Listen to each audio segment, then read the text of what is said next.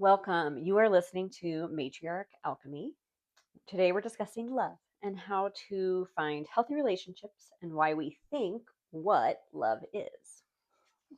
So, what do you think first bases your perception on what love is? Yeah, I think love is something that we really start seeing as kids in films, movies, TV. It's highly romanticized, right? You get all the chick flicks of all these things of how love is supposed to be. And then you also see how love is with like how your parents act to each other. So you kind of get this big, broad perception of what's supposed to be and what isn't supposed to be. And yet you're Mm-hmm. still in this giant modge podge of what really is it supposed to be, you know? For sure. I think your parental love, lack of love, your what you see in your life really shapes what you think is normal, Mm-hmm. which sometimes is really not normal, and sometimes Yeah. it's abuse that you think is okay. And this really screws a lot of us up. Like, on Yeah, top of a lot of movie things are not realistic, it's not real life. It's not for sure. necessarily always showcasing the level of daily forgiveness and that we have to give to one another and starting over again, right? But Right. um, what do you think you gathered from watching your parents or your friends' parents? Movie love I started to realize was not at all the same as like everyday life. Mm-hmm. So, I remember like seeing parents holding hands was weird to me just because I feel like you never really see that. Like parents, lose their connectiveness as they have kids and they're busy. And I can see that as an adult, but as a kid, I was like, oh, like it's not the same as movies. They're not romanticizing each other. They don't do Mm-hmm. that. Like that's films and TV. So I think that was like my perception of love was like it's like a best friend, but not somebody that you're in a romantic relationship with. Like in the what you see in movies, I guess. Yeah. So I think one of the things we want to try to get into here is talking about like toxic patterns and the negative things that people saw that misshaped their Mhm. perception and maybe put them in a position where they were chasing chaos. Yeah, So explain to me what that was. You told me that earlier. but chasing chaos. Mm-hmm. I think when you've been in, abusive relationships, whether it's physical or emotional, you're used to that constant kind of pull and push from somebody. So it does cause like that I'm trying to think of a word. It Take your has time. your extreme highs and your extreme lows where you're really fighting and it's really like this is horrible. And then the highs where it's like this is the most amazing thing I've ever experienced and you're getting all of these dopamine releases every time that it's so good that it outweighs the bad. And now you've kind of like trauma bonded to this person. So then, in any other relationships, you're just like seeking out that push and pull that makes you feel like you need the chaos for it to be a normal, happy, healthy relationship. Because that's what your body's Mm-hmm. used to is like, this is love. I'm supposed to be really, really in love or really fighting back and forth. I don't think people think they're supposed to be fighting, but what is happening from a psychological standpoint is like you're chasing that high low like dopamine release, right? So you're Mm-hmm. this is why we talk about we have girlfriends that have a hard time realizing that a normal healthy man might seem boring Yeah. because you're not getting the roller coaster of emotions, right? Along with everything. Yeah. So the things that you think are normal. So if you had yelling, door slamming, let's see, the silent treatment, and I had some other things here, like a man who drives erratically in traffic with you in the car. If you have someone who won't let you sleep, there's things that like really stir up a lot of emotions and fears in you, right? But then it comes back down and then you get like back together and it's lovey and it's so good and it's so happy again, right? It's well, it's And so like it's like this is one of those patterns that a lot of people get into based upon what they've seen in the past or they think is okay mhm. and they continue to allow it. Well, yeah, you get that the addiction to the highs. So the Hmm. lows don't seem as bad because you're just craving like some form of, happiness, dopamine release. So when you aren't getting it because you're not in a relationship and then you get into another one, you're like, I need that. I crave the, hit of happiness that I get from the highs. So, Hmm. Yeah, so I think people, some of the things that lead us to do these things, like, so we have written down, trying to save someone, trying to change someone who's maybe was like one of your parents. Like, if you had a father that didn't really show you the kind of love that you wish they did, mm-hmm. like I see a lot of women putting up with boyfriends that they still are trying to fix that relationship, Yeah, or a fear of being alone, being codependent, all of those yeah, things, are these patterns we're trying to repeat. right. So, and then one of the other things that I was wanting to discuss is why do you think that we quote, pick the wrong partners over and over again? So, people who struggle with continuously being in toxic relationships. I think it kind of goes back into like what we've already talked about, but you if you grow up seeing these patterns and thinking that it's okay to feel that way, and Hmm. then you get into, adulthood and it's like you're craving that connection so bad with somebody that when you do get with an abusive partner, then it's like scary to leave because you have the fear of like, I'm going to be alone for the rest of my life. It's a self-esteem thing. And then it's like, am I ever going to find anybody who's better? Am I going to have, you know, can I really find someone who's going to be a better partner? Can I even find a healthier partner than what I'm currently Hmm. in? And I do think it is kind of like all of those, the psychological factors, what you've grown up with, and then chasing that chaos that you've lived in. Yeah, well, I think that's valid.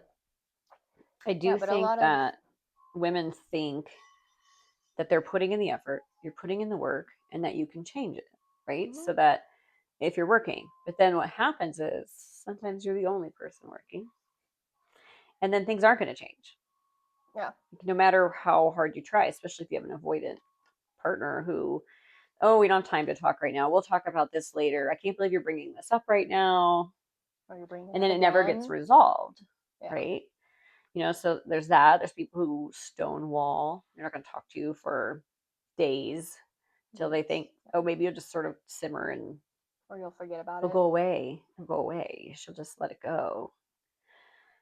And then it's like you end up like something happens. Things change your dynamic in your relationship, and then what do you do, right? Like I've been Right, through some of that before where, oh, someone's having surgery. Now we're not dealing with this really big problem. We've moved forward into what we have to do.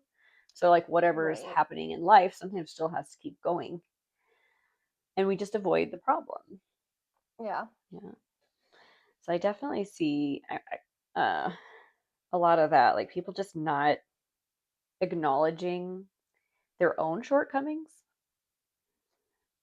yeah, and not finding really positive actions to move forward, that are productive. And then sometimes just talking about it isn't enough. You have to have some other kind of plan depending on what the the problem is. situation, yeah. So I saw this thing that I really liked that these people said. Do you remember the story, The Princess and the Pea? Yeah, So there's no peas under the mattress. So there's no secrets. You can't hold it for later. Like you need to resolve it, talk about it, so you can go to bed.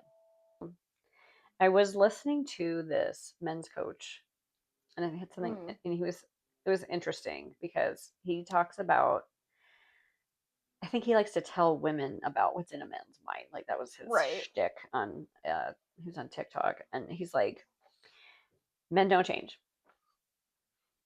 And I'm like, ever? Now, here's the thing I'm going to tell you. I've never experienced it in all my years. Never experienced it. So here's the thing he said. Men are often in indecision, which is in their, so they'll be in their feminine energy, and they tend to bring chaos into a relationship. And so the way that they react to life in the beginning when you're dating, oh, it's so busy at work and everything's so hard, and whatever it is, whether or not they are or not trying to resolve issues, is the exact same thing it will always be. You will always have the same problem or the same way of resolving it. So I wanted to get your feedback on what he said, if you feel, as a younger person, like, do you think that's, I think it's or do you true, feel still not jaded by all of that because you're young? kind of. I don't know. Like, I do think men have a possibility to evolve, but it's Mm-hmm. just like I don't think women also are going to change. It's that you evolve, right? Um, Now, a lot of the time, I've seen or experienced where, like, first dating somebody, a problem that you think might be a problem is usually the problem that you break up with later on. So, like, Yes. here, let me think of some examples. So, when you first start dating somebody and you're like, they might be an alcoholic, that's usually the problem that you end up leaving somebody for. Or, oh, I think they're like kind of mean, but maybe they're just stressed out at work, but it's been consistent and then you start dating and it's still happening. People do cannot hide their true colors from, like, what, isn't it like more than 3 months? So you pretty well know someone by 3 months and you can tell, like, who they are, it's their personality. And I don't think anything's going to change unless somebody actively wants to evolve, but they'll never truly change. Does that make sense? Yeah, I think that people are on their best behavior in the beginning of a Yeah, relationship. And so I would say the first couple months can often feel really great because you're not really dealing with anything real, right. right? You're still figuring it out. You're not going to say something that you might later if somebody like really pissed you off or Yeah. whatnot. And right now you're like, oh, is it worth saying that? Are they going to get mad? Or, oh, is this going to, we going to get in a fight, break up? Like, you're thinking about all these factors. So you're just on your best behavior. And then, Yep. but I definitely think eventually it starts to happen. So you'll start to see little things like some, if they're gaslighting you or whatever it is, like where you're like, oh, really? That was a really interesting perception of what just happened. I've truly say that I've had a couple major relationships that I would say that that's correct. Like none of them ever Yeah. changed much when it came down to how they handled conflict. Like in fact, none of them got better, but some of them seemed to evolve. But I realized it was actually they were like trying to figure out how to manipulate the situation. The capacity for growth lies in your ability to acknowledge your fault or your issue and not run away from it. So, can you be present and face what someone's bringing up to you as a problem or an issue? And that's when you are able to actually evolve, become a better person. So it's like I'd Yeah. say the hottest, sexiest thing online right now is like there's men that post these videos that say, I realized I don't want to see her with someone else, so I became better. And I'm like, that's the best thing you could ever say. Also, I just saw your Well, cat behind you. Hi. they just ate and now they're excited. Sorry. Let me stay on topic. No, it's okay. I I was trying to cover him up with my shoulder. Um, yeah, I don't know. I haven't really ever thought of that. It's always been a thing you hear thrown around is like, oh, men don't change unless they want to, or people don't change unless they want to, right? Mm-hmm. But I don't think I've ever truly seen anybody change. It's that they do just either choose to do the work towards being better or Mm-hmm. being, you know, doing something proactive towards something, but they're not like changing their whole personality or changing who they are or how they do, No. big I complex mean, things. It's like they're just evolving on getting better. I mean, Everyone has personality things that they could work on. And yeah, sometimes it's hard. And I will say, I've had a partner bring up to me, I really don't like when you do XYZ. And I'll say, yeah, okay, maybe I don't even think this is a big deal that I do this thing. But for you, I'm going to try, but I'm going to make yeah. mistakes. So please give me some time to break that habit. Because sometimes it's not perfect. Like I don't want to say the example that I have on my mind right now. It's actually not, it's just no. So we all have things we can work on and we can improve, right? But we can also do things to make our partnership stronger or make our person feel better. And I think we all have that capacity. Yeah, You can for definitely sure. evolve. A lot of people are, I would say I'm a very different person than I was when I first got married at 19 years old.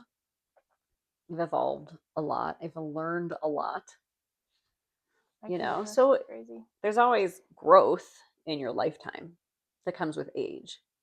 So I mean, there's respect for age and experience,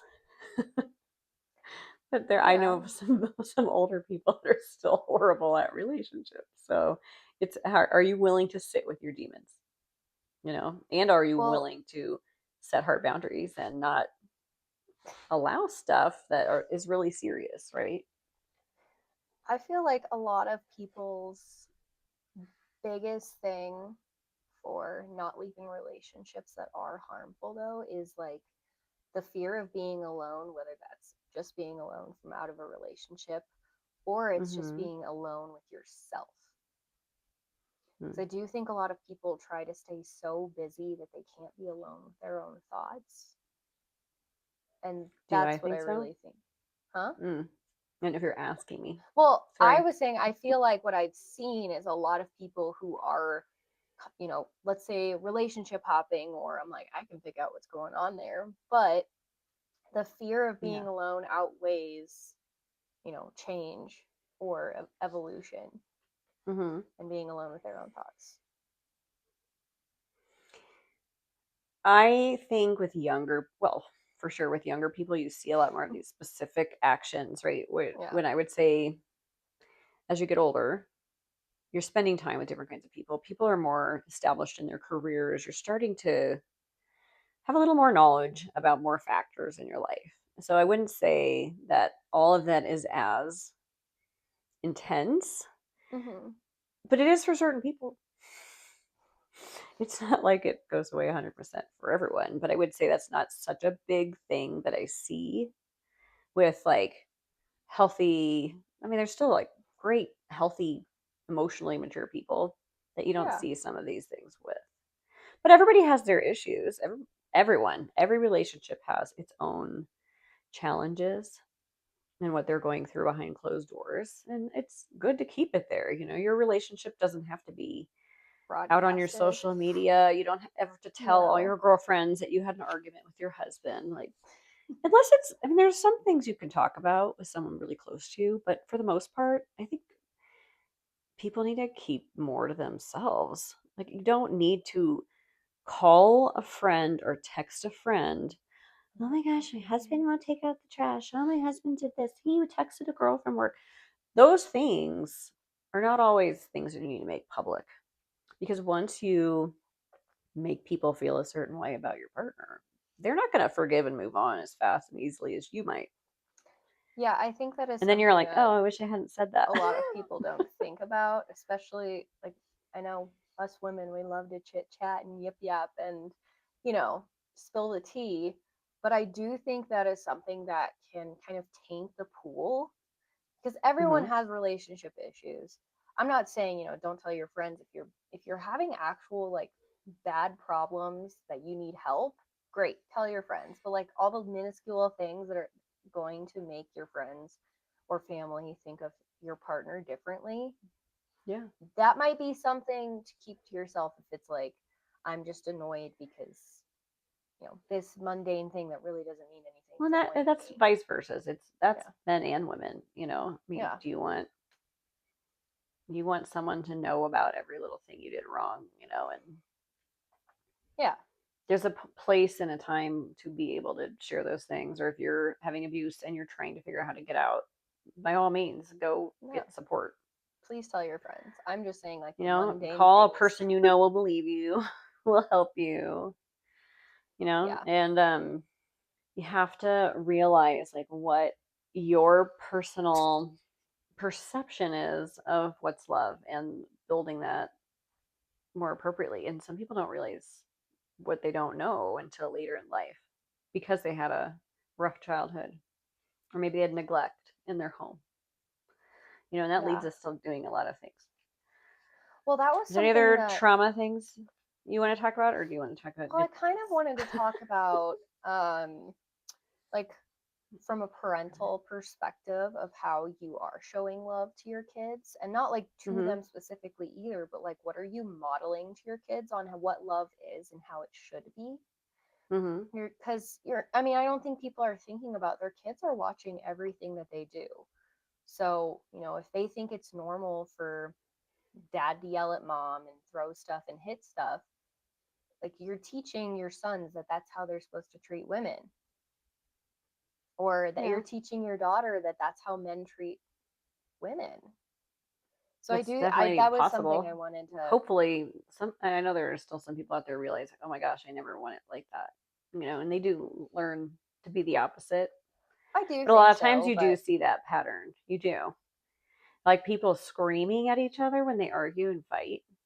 Like we don't do that at my house. I no. don't allow it. It's a deal breaker for me. I know I feel like we talked about that before in one of our talks, but like you have to set precedent for I want a peaceful home and I want Yeah. to speak to each other with respect.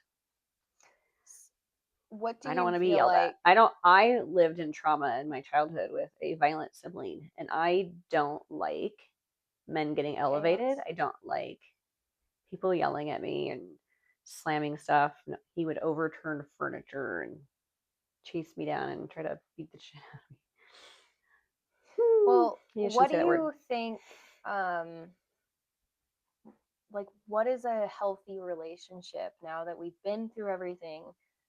Hmm. What is the experience now going through a healthy relationship I compared? was just having. It's funny you say that. I was just upstairs asking him some questions about this for just the male perspective, Mm-hmm. and he was saying like the partnership. So Mm-hmm. building that give and take, and it's obviously everyone has a different give and take for their lifestyle, for the way that you work, for what you have going on. So Or the day. we're half the time both here working in the same house. Like we're the only coworkers besides the dog.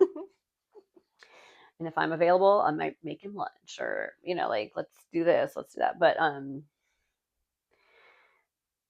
just the balancing a workload. Like I may more often be interested in cooking, but I don't clean up for dinner ever. He just does Yeah. it. I don't have to ask. It's like Right. you cooked for me. I'm gonna wash all the dishes. He also knows I hate that.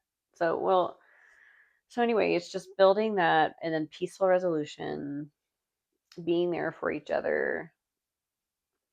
Um, the one thing that I was gonna say too that I really learned and started needing and noticing for myself after being with an abusive person and not wanting to be like we're saying in fight or flight for the passionate drama relationship is your nervous system will tell you if this person's good for you or not. So if someone is safe, they're predictable, they're not going to excite you necessarily.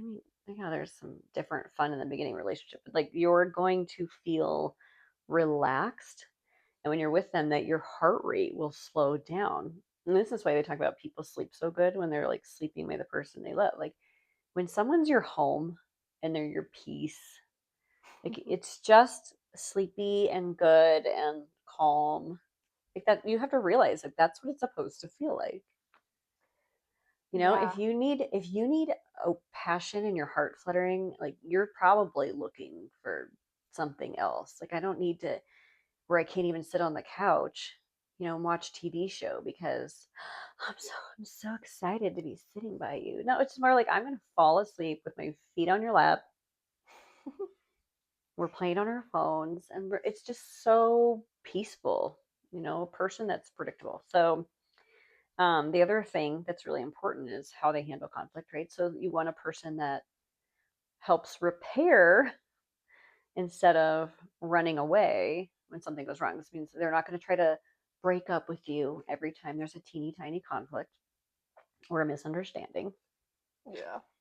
Like that, there's so many people that just, oh, I can't believe with someone like this. I'm like, talking about whose car to take.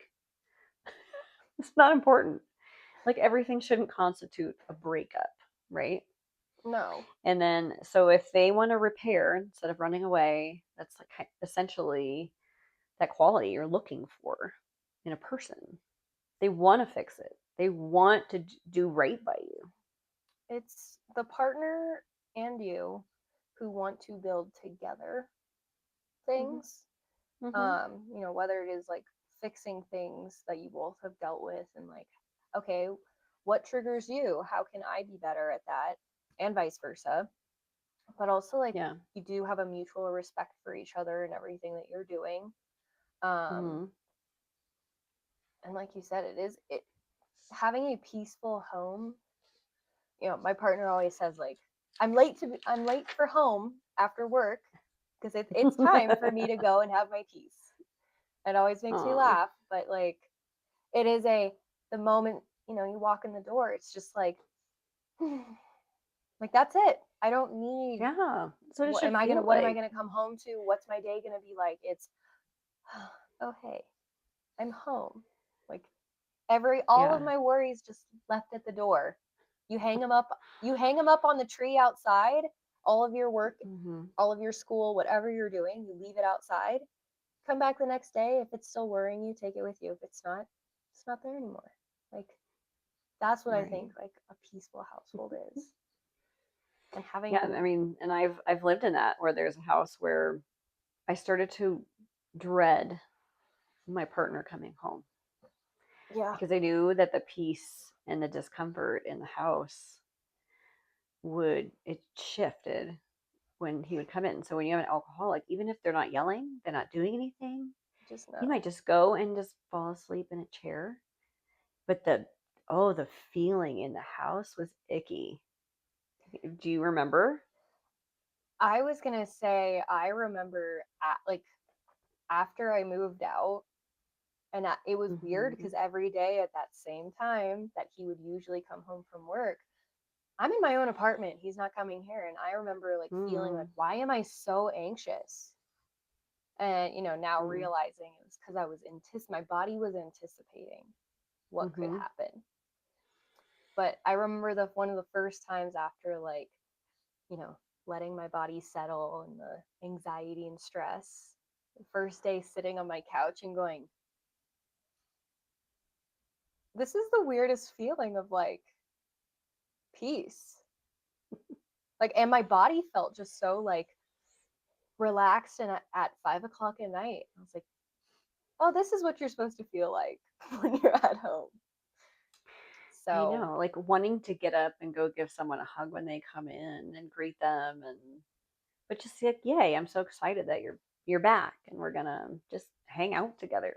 yeah, It just should be peaceful. Like I for years people would go, "What do you want?" And I'm like, "Just a peaceful peace. house.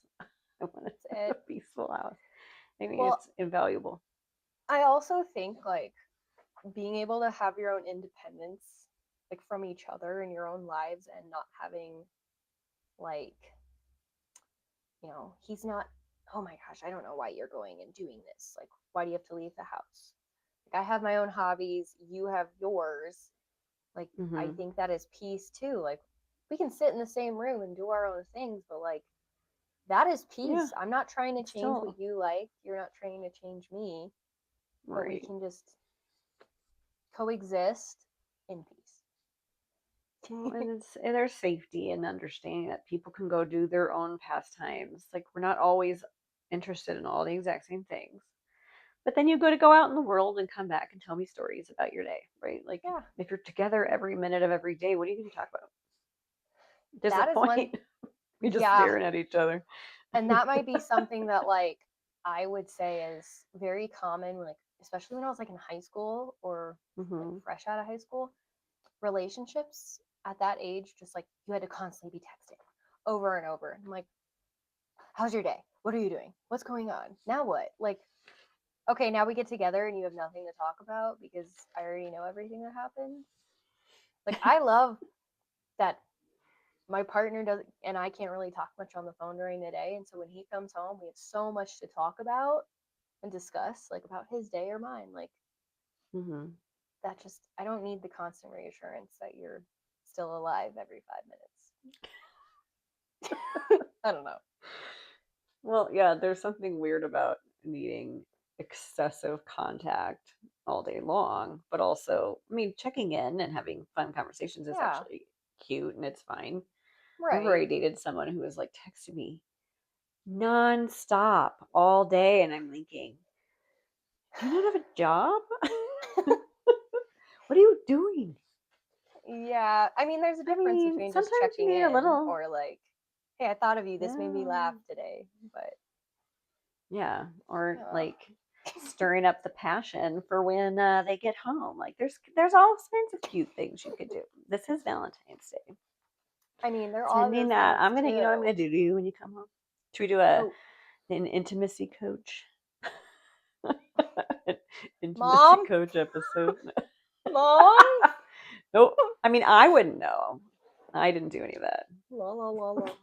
I'm just kidding. I'm a virgin. You are the Same. virgin Allison. But no, there's healthy relationship. There's healthy checking in.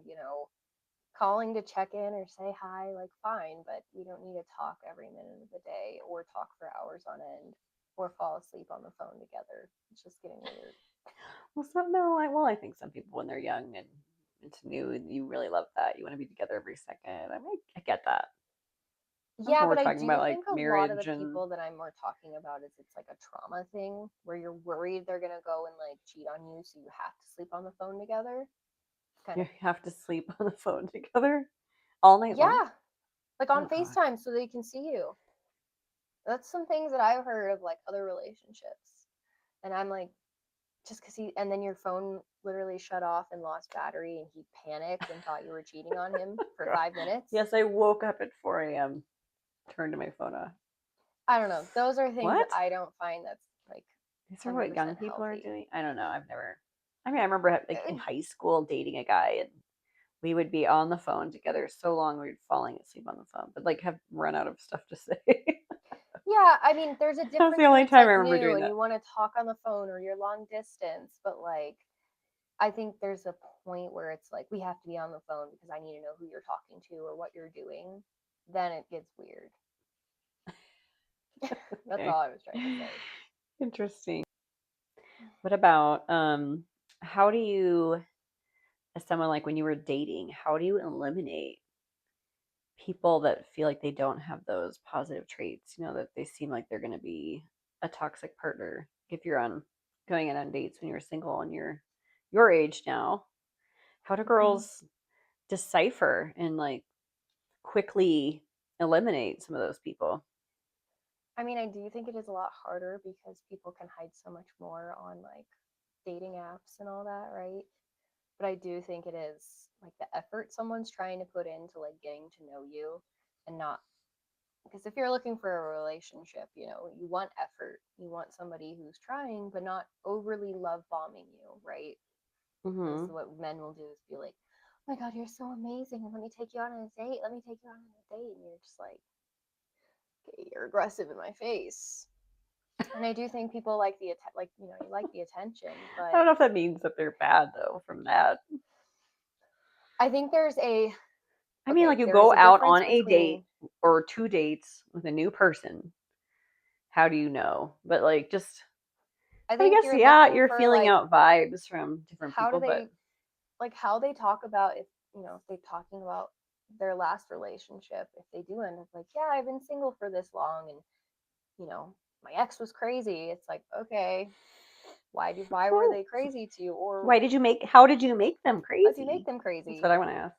That, I mean, granted, I will Two admit years there are later, you'll women who know. are some crazy, but Yeah, yeah. it's judging their character in a way that's like, are they trying to love bomb me from the beginning? Are they trying to Mhm. gaslight me? Mhm. Um, they can still, it's really hard, like first, second date. I mean, I feel like you can kind of tell if you mesh with somebody, but you're also like being open and honest about what you expect in a relationship, because Mhm. that's what those first, the first texting or the first dates you go on is like vetting. You use Do we dating work? apps? Like, I, when you I've were tried them, dating? yeah. Yeah. I never really. I tried one once for like a week, and it was the worst experience, and I deleted it. But that was my current person. Actually, everyone I've actually dated, I met organically in the wild. Which I think is harder for like, I don't know, It can be. It 20 can year be. olds, because no one can afford to go and do anything. So, Oh, like, where are you supposed to meet? This is a whole other podcast we had, but yeah. We'll start on the. like, yes, I think apps can be helpful, but it's also learning how to like spot those red flags online versus how you would maybe in person from talking to somebody. So you're vetting them, you're Hmm. texting, kind of figuring out what's the vibe here. Maybe you talk on the phone once or twice before you ever meet up with them or decide to. And Mm-hmm. then if you do decide to go on those dates, it's those first one or two, you've already been talking enough where you kind of know who they are. So now it's going to be like relationship stuff. What are you looking for? And trying to catch those red flags and see them before it gets worse. Well, and that's important. I think if young girls do a little research about learning one, what are red flags, and two, am I accepting them or am I knowing how to put a stop to it, walk away from it when I see it, and realizing like even if I really like someone, it's not worth it. Sometimes it's just not worth it. There's so many more. Like there's always next. There's a next. So it's just you can't stay there for a long time. And if you keep Yeah. allowing it, they're gonna keep doing it to more girls, right? So Well, that's what I do think with dating is definitely upholding your boundaries very early on what you expect and what you don't expect. And if any man you go on a date with disrespects that, I mean, you just go, okay, thanks for your time. Like I'm good. Like I, right. Well, it's just more like we about it. said. I think the thing that we wanted to talk about more was acknowledging toxic things or our inner self of what our misperception is on love, right? So not allowing things that is actually abuse. It's going to be a big, big factor. Women just have to be, you have to be willing to walk away. You have to be willing to be alone and build Yeah. yourself up. Make yourself so worthy of good treatment. Like, because first of all, of who you are, right? Attract the best partners. So, like, if you ever say, oh, all I'm meeting is horrible guys. Well, is it possibly that the good ones don't want to date you?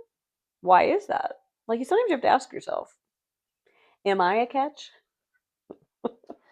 Well, yeah, and that's Am I why, all the things that I think is a dream partner? Can you better yourself? yeah, I've heard something a while back when I was like freshly single was like, you know, you should be dating your own self and somebody has to compete to be better than you. So, like, I'm Oh, already for your having time. way more fun without you. You need to be an additive to my life. And, like, it should be way, like, you should be way more fun to actually want to hang out with because I'm already having so much fun without you. Does that, if that makes sense? Well, yeah. I mean, you shouldn't need someone to complete you necessarily. I No. mean, it's like you're your yin and your yang, but you're your own career, your own money. You have your own friendship groups, your own circles, so you don't feel isolated and you don't feel like you couldn't leave if there was abuse. And Yeah. that's how you keep an even power for the yin and yang in your relationship. And you can still be choose to be a stay-at-home mom for some time, but you can put protections so that you are feeling safe about everything. But my wrap up for this is love is soft. Emotionally mature people will forgive and start over time after time. And you need to ask yourself, how can I be good to me so I can be good to you? Well, thank you guys for listening.